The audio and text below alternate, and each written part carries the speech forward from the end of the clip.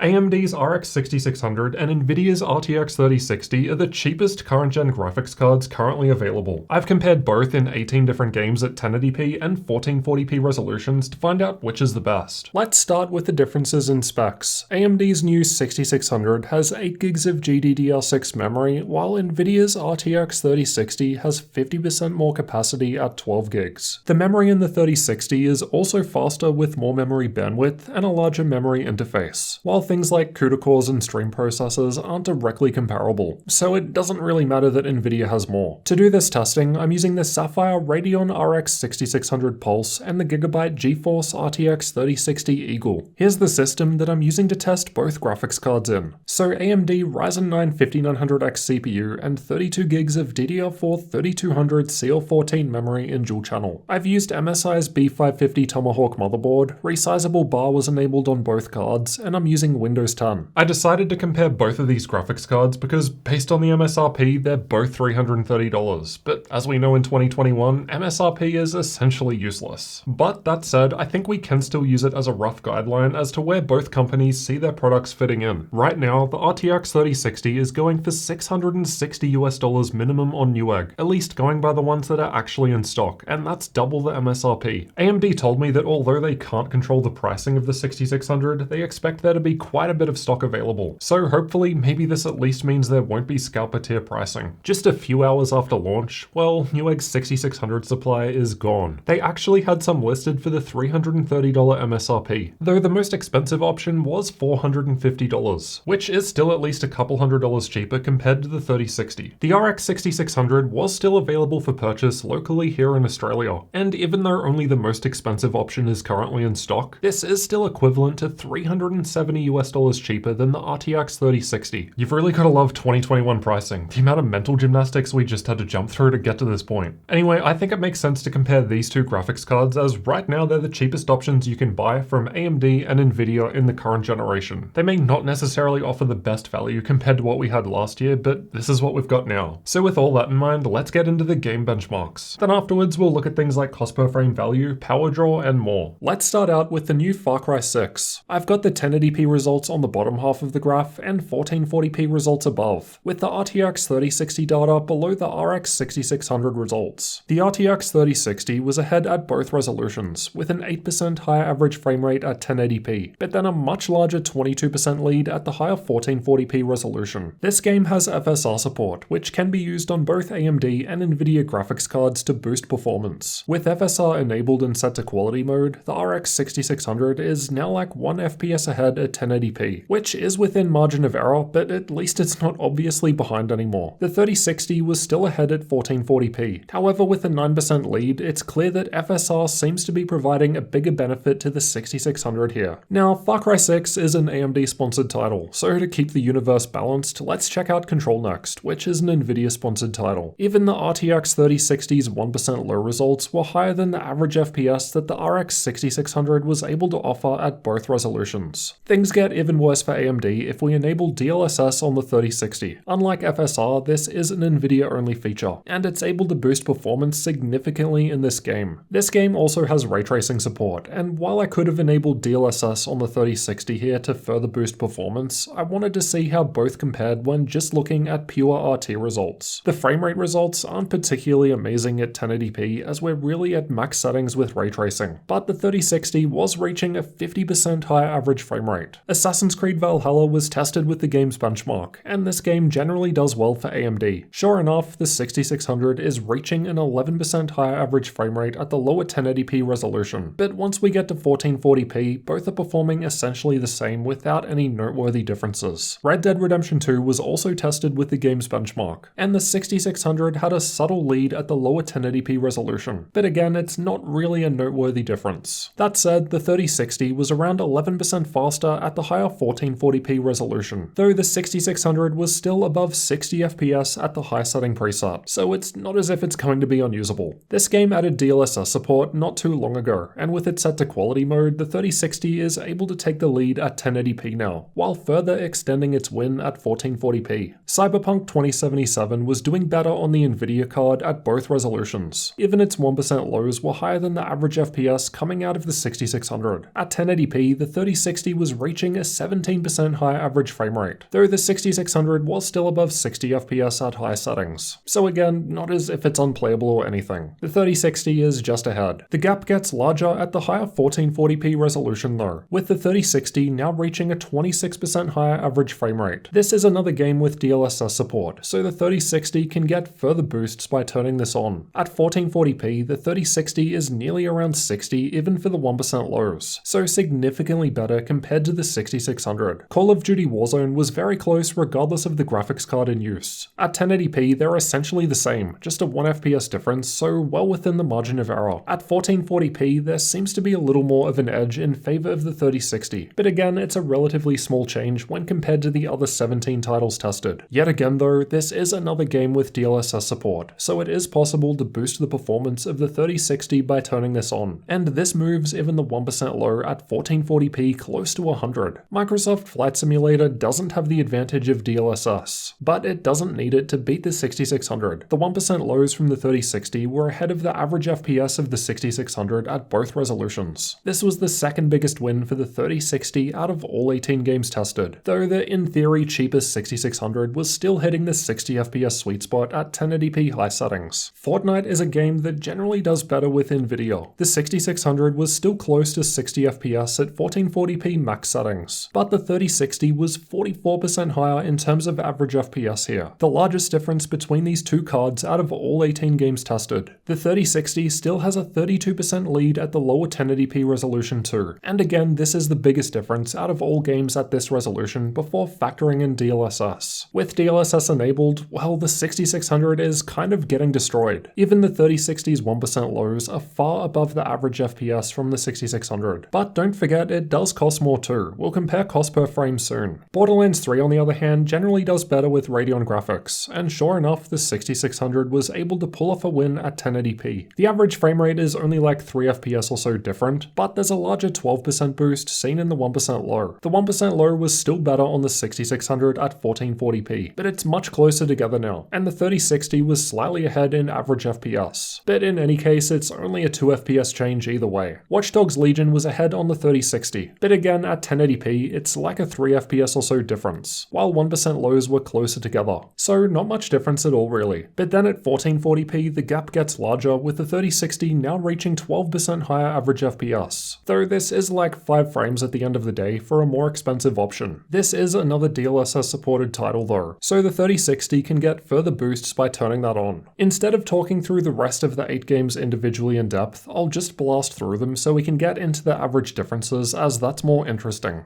Even if all this testing did take many hours to complete, a larger selection of games is important to help get a better rounded average. Feel free to pause the video if you want a closer look at any of these additional games. On average, over all 18 games tested at the lower 1080p resolution, the RTX 3060 was 9% faster than the RX 6600. There are 4 games where the 6600 was ahead at the bottom of the graph, and then another 4 or so where the 3060 was within 5% faster, but the majority of games were seeing larger increases towards the top of the graph. Best case, those games that prefer Nvidia like Control and Fortnite had some of the biggest differences, and this is without factoring things like DLSS or FSR. When we step up to the higher 1440p resolution, the 3060's lead increases and it's 17% ahead when averaging the 18 games. The 3060 does have 50% more VRAM capacity, so perhaps this is helping more at higher resolutions. Although the 6600 wasn't winning at this resolution, we can see there are 4 games near the bottom of the graph where the 3060 was less than 5% ahead, so quite comparable realistically. Otherwise, most other games were around 10% faster on the 3060, right up to 40% higher in Fortnite at the top. Here's how things look if we instead look at the games I've tested with FSR or DLSS. I chose to use the higher 1440p resolution as I figured these sorts of upscaling options are a bit more useful here, given both cards were running most games at 1080p well, even with higher settings. Only Far Cry 6 down the bottom was tested with FSR, as there still aren't a whole lot of popular titles with it. Without FSR, the 3060 was about 22% faster, but with FSR it was 9% faster, so the 6600 was doing better than the 3060 with it on. The other 6 games are with DLSS though, something the 6600 can't utilize, and this is why the light purple bars move up ahead. They show the 3060 doing better with DLSS enabled compared to it off in the darker bars. In terms of power draw at the wall, the PC with the 3060 installed was drawing 23% more watts compared compared to the same machine but with the 6600 installed and Control at 4K. Control was also reaching 30% plus higher average FPS in this particular game, but it's also using more power to do so. As mentioned earlier, it appears that the 6600 was available for a little bit at $330 US, though I've also included the higher $450 price listed, which honestly is probably more realistic given there's already no stock on Newegg. Scalper's gonna scalp. Basically, the RTX 3060 is just so overpriced right now that comparatively, even paying more for a 6600 looks like a good deal if you can get one. At least in terms of dollar per frame value. Granted, this isn't factoring in things like DLSS or FSR. All things considered, based on the price difference alone, I've got to give the win to the 6600, even if it is out of stock right now, and I'm guessing that's probably because everyone else saw the value in it. It may not even necessarily be a whole lot better compared to the 5600 XT we had last generation, but as much as it might suck, it's what we've got on the lower end of the price scale today in 2021. Check out this video next to find out how the higher tier 6600 XT compares against the RTX 3060. Even the higher tier XT model is cheaper than the 3060 and it outperforms it too. Get subscribed for more GPU comparisons like this one, and come and join me in the community in Discord and get behind the scenes videos by supporting the channel on Patreon.